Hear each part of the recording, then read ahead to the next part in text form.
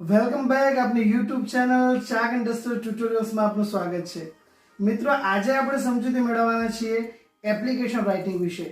Application writing શીખવા માટે આપણી પાસે છે એક જાદુઈ ચિરાગ. આવું સાંભળીને તમને એવું લાગ્યું છે કે આ જાદુઈ ચિરાગ શું છે? તો આપણો જાદુઈ ચિરાગ બીજું કંઈ જ નહીં, આપણી ફોર્મેટ છે. મિત્રો, હું એવું માનું છું કે જે ફોર્મેટની હું વાત કરું છું એ ફોર્મેટ જો તૈયાર કરવામાં આવે તો આપણે એપ્લિકેશન રાઇટિંગમાં પૂરેપૂરા માર્ક્સ મેળવી શકીએ. હા મિત્રો, હું સાચું કહું છું. આ ફોર્મેટને જો તમે તૈયાર કરો તો એપ્લિકેશન રાઇટિંગમાં એક પણ માર્ક્સ આપણો ઓછો થાય નહીં. તો ચાલો મિત્રો, શીખવાની શરૂઆત કરીએ.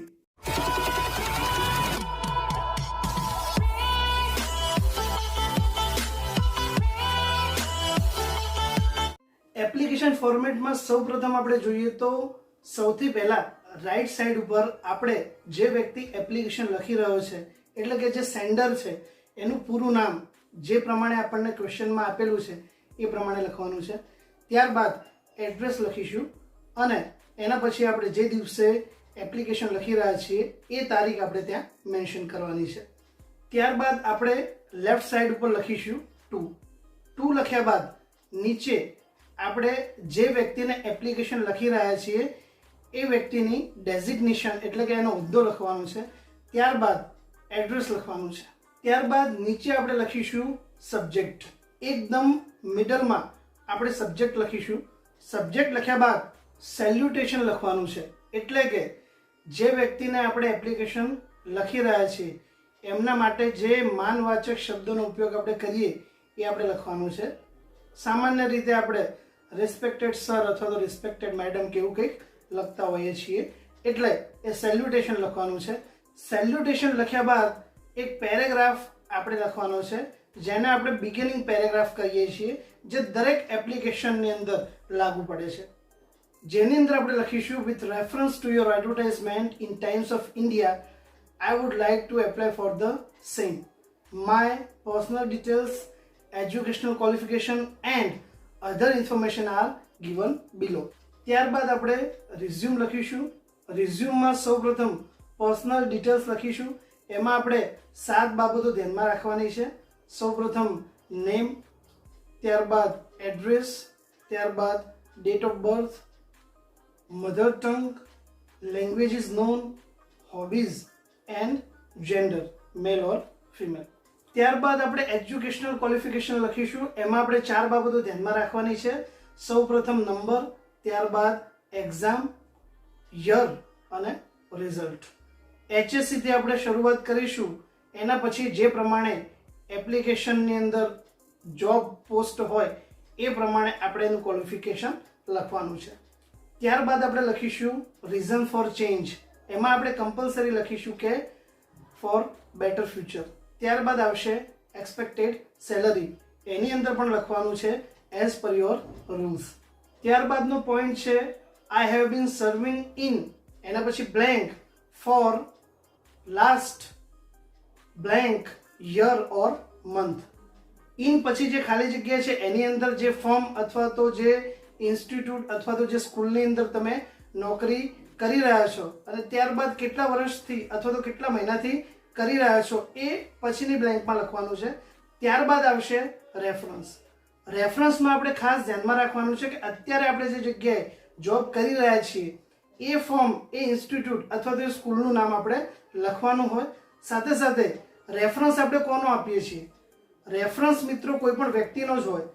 અત્યારે જે જગ્યાએ આપણે નોકરી કરી રહ્યા છીએ ત્યાં કોઈ એમિનન્ટ પર્સન, કોઈ હોદ્દેદાર વ્યક્તિ હોય, કોઈ સારી ડેઝિગ્નેશન ધરાવતો વ્યક્તિ હોય, એ વ્યક્તિનું નામ લખવાનું હોય, એની નીચે એનો હોદ્દો હોય અને નીચે એ પ્લેસ, એ ઇન્સ્ટિટ્યૂટનું નામ હોય અને ત્યારબાદ એનો મોબાઈલ નંબર લખવાનો હોય.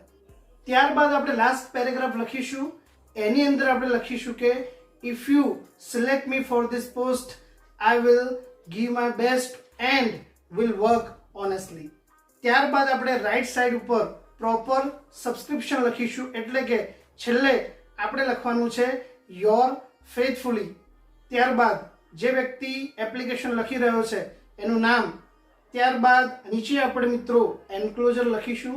એમાં આવશે કે true copies of HSC blank and experience certificates.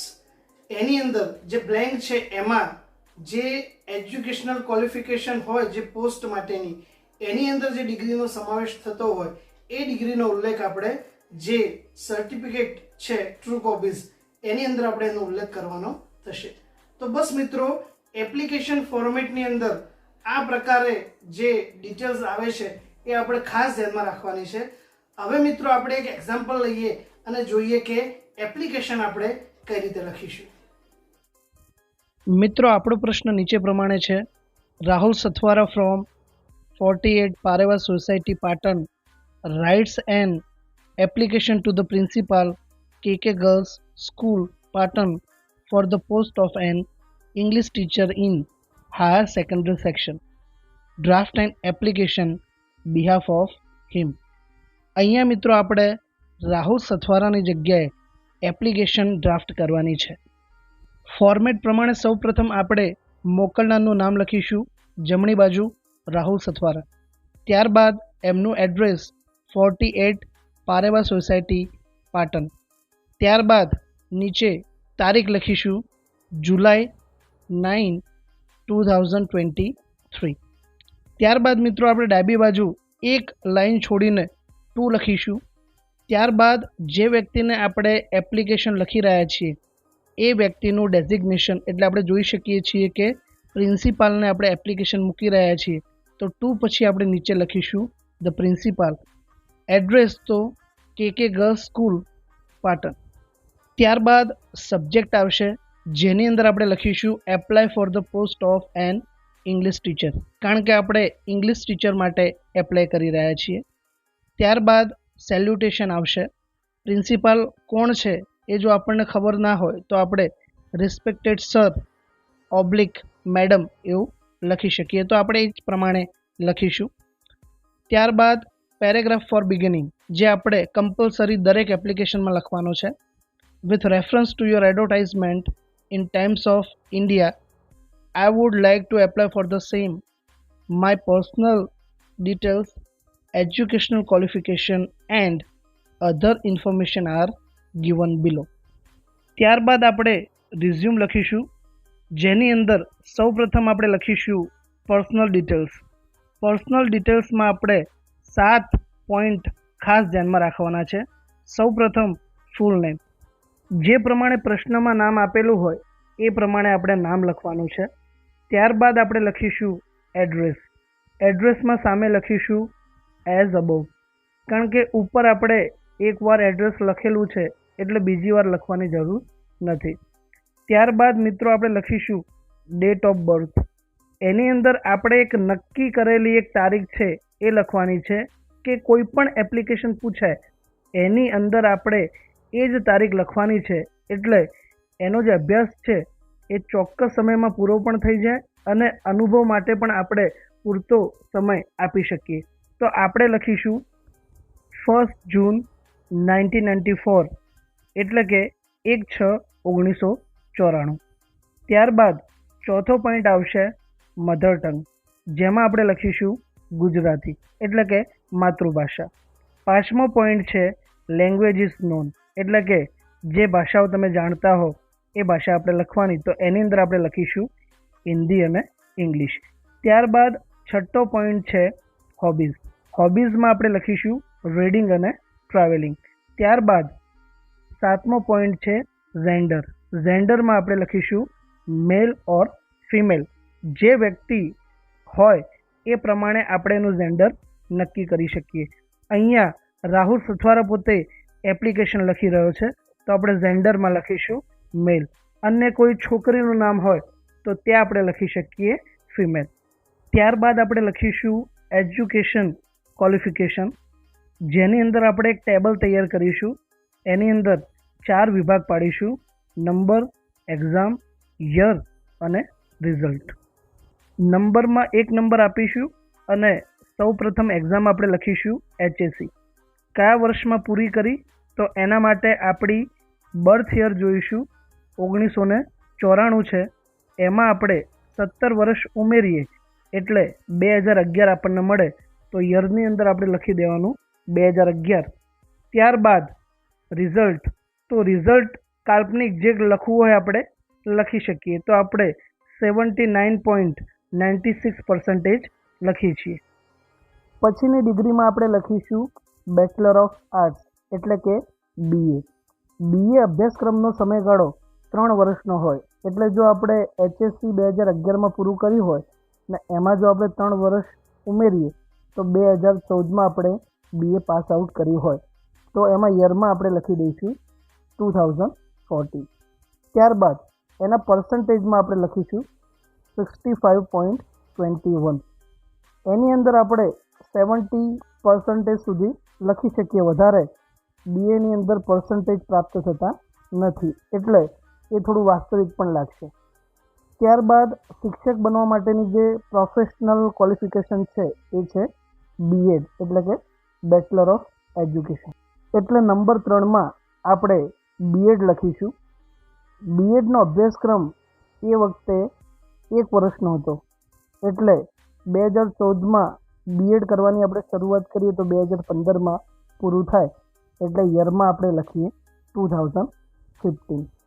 ત્યારબાદ એની અંદર આપણે 85-90% મેળવી શકીએ તો રિઝલ્ટની અંદર આપણે લખીએ છીએ 85.50%.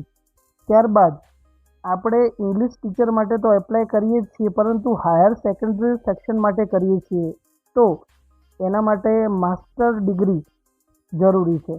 એટલા માટે આપણે નંબર 4માં લખીશું માસ્ટર ઓફ આર્ટ્સ એટલે કે MA. એનો અભ્યાસક્રમ 2 વર્ષનો છે.